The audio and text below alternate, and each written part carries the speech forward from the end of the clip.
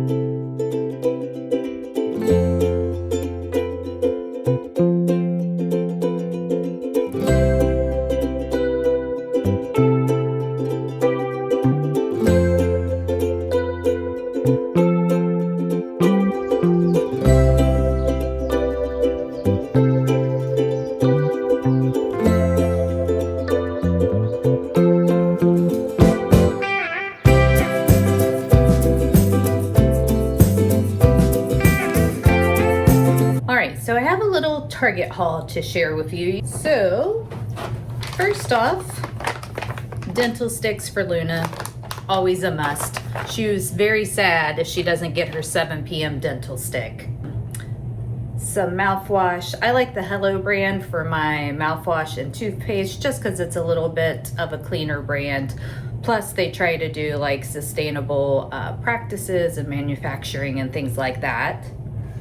Then I got some of this EOS shave oil. I haven't tried it before, and I don't have to shave my legs a ton because I did like the IPL therapy on them, so I only shave my legs a couple times a month, but I typically only shave them with a razor, and I thought maybe this would be a little easier on my skin. Then I got a refill of my wild deodorant, and I like this honey cactus flower one. And then toothpaste, and I showed you this in the store, but you may be able to see it a little better now. I got this fun little Shield and Sparrow puzzle where the box is shaped like a book, and it's a pretty small puzzle. It only has 250 pieces, but I thought it'd still be fun. They actually, as you saw, had quite a few cute little like bookish items at Target. They had this little like beach read pillow and like a romantasy hat and a little tote bag besides this puzzle. So lots of kind of fun bookish things that they had. I did restrain myself. I did not pick up any books. There was quite a few I wanted, but I didn't pick any up today. I was trying to be good. And yeah, that's basically what I got at Target. I did run to Michael's also, which Halloween and fall are coming out, which is kind of crazy, but you know, it is what it is.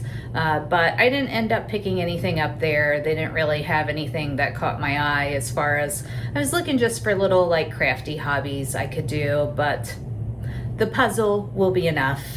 And yeah, that's kind of what I got into this morning. And then when I got back from Target, I took Luna on her walk. I've been listening to the ACOTAR series. I read them physically the first time, but I wanted to reread them before the new books come out in October and January. So this time I'm doing the audiobooks, and I'm doing the audiobook version that's the 10th anniversary one, where the narrator is the same narrator that did the Throne of Glass series, which I love her voice. It goes perfectly with these kind of characters. So I've really been enjoying my rereads of this book. And when I was listening to them again, it brings me back to the fact that I don't know why people hate on that first ACOTAR book so much. I really enjoyed it. I thought it was great. I enjoyed it again the second time. I'm currently on the third book, so kind of just making my way right through them. And I've loved like revisiting the world and getting back into it, and have just been kind of flying through the audiobooks. So yeah, I've already listened to the first two this month, and then now, as I said, I'm on the third one. So I'll probably finish out the series this month and next month. Then, you know, everything will be nice and fresh in my mind when the new books come out. And then as far as my current physical read, let me go grab it.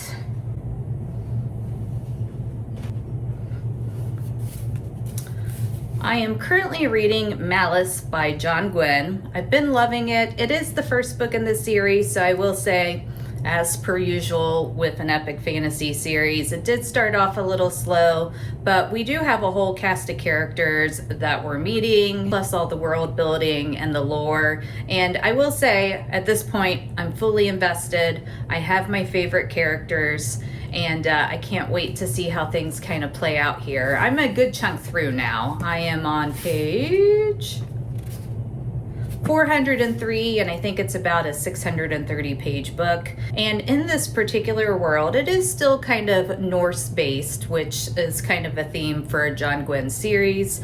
But in this world, there are humans and there are giants, are kind of the main races. And there used to be a lot more giants, but there was a war, and now there's only a few tribes left of them, but they still kind of wreak havoc throughout the land.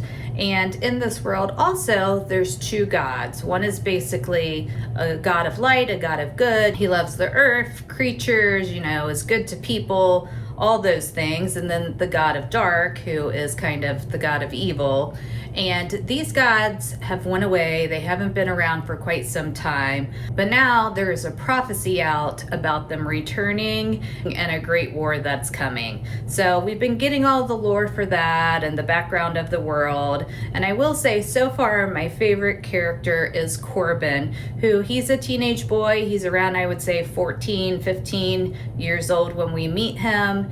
And you can tell he is destined for great things. So we will see how that works out. There's another character, Verides, who is the first sword for a prince. I've really enjoyed his storyline too. I don't know how it's going to go, but so far those are the two storylines that I've enjoyed the most.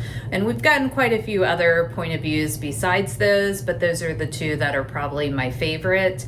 And something else that John Gwynne does is there will be main point of views that you always get throughout the book, but then he kind of sprinkles in other points of views sometimes too. And it's really nice to get that additional character background so that you're invested in all of the characters instead of just those characters who are at the forefront of the story. He also will give you the villain's perspective throughout his books as well, or people who are on that opposing side. So I always like that additional perspective in his book, We are starting to get to see some more creatures as well, which is something else that John Gwynne is really good at writing about. So that's kind of where we are. So yeah, really enjoying it so far, and we'll definitely be reading some of this later today. I'm kind of thinking I may want to go outside and read some. I don't know if I'll just go onto my patio or go down to the pool, but it's really nice out. It's only like 78 degrees and it's sunny, so it's kind of perfect sitting outside and reading weather. So we'll definitely be doing that together later today too. And now I think I'm just gonna grab myself a little lunch and then relax for a little bit, and I will catch back up with you guys in a bit. So I have a theory about one of the characters, and we just got a little tidbit that I think supports my theory. I'm not going to say what it is because I don't want to spoil the book for anyone, but I don't know if you're like me, and I always have like 1,000 theories going on whenever I'm reading like an epic fantasy or pretty much any book for that matter, and I love it when I'm right. I mean, it's nice to be surprised too, but there's a certain amount of satisfaction in picking up the little, Easter eggs that the author leaves for you and then finding out you are indeed correct. So I think I just got one of those little Easter eggs, but I guess as the story goes on, we shall see. But definitely let me know down in the comments if you're anything like me and you have a theory for everything.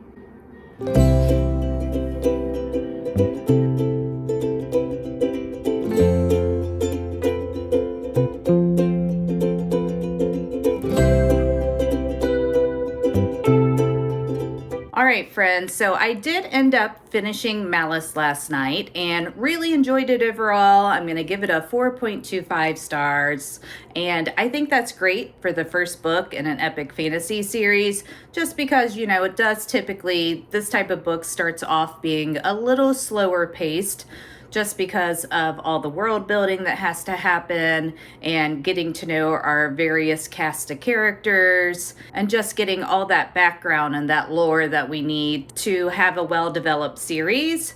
So I definitely have some favorite characters, as I had mentioned, and I really enjoyed all the different point of views that we got in this book. John Gwynne will just throw in a point of view here or there, and sometimes, it's for someone on the opposing side, and sometimes it's someone just to give a little more background or perspective. So you do get a good mix of POVs throughout his books, but there are some POVs that are obviously, you can tell they're the main characters, and then we just have these kind of secondary ones scattered throughout the book. Now, this particular series was John Gwynne's debut work, and I think you can see that a little bit. I feel like the Bloodsworn Saga, that the writing in it was just a little bit more honed. Now, that's not to say that the writing in this book wasn't great. It's just, I felt like, you could definitely just tell a little bit of a difference with the flow and the descriptions and just the overall feel of how the story was told in between The Faithful and the Fallen and the Bloodsworn Saga. I would just say the writing and the Bloodsworn Saga maybe just a little bit more refined, but this was still written very well.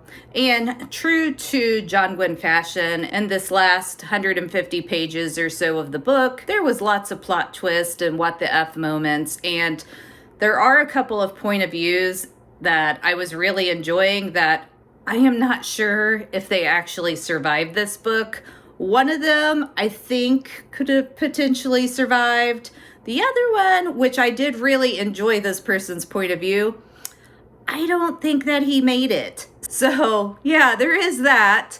And they were supporting characters. They weren't any of the main characters, but I still really enjoyed them. So, that's another thing about John Gwynne is he's not afraid to kill someone off if it benefits the story. So we shall see if those characters are actually in the next book in the series, or if they did indeed not make it out of Malice. So I definitely will be continuing on with the series. I hopefully can pick it up in the next month or so. This kind of book, it is really nice when you can read them kind of closer together. So that is my plan. And yeah, so that is going to be it for this video. I hope you enjoyed hanging out with me as we read Malice and, just got into some other things. And I always enjoy making these vlog videos because I think they're just, a little more authentic and a little more fun than sometimes the sit-down videos can be. So thanks again for being here. I hope you have an amazing rest of your week. Take care, keep reading, and I'll catch you in my next video. Bye.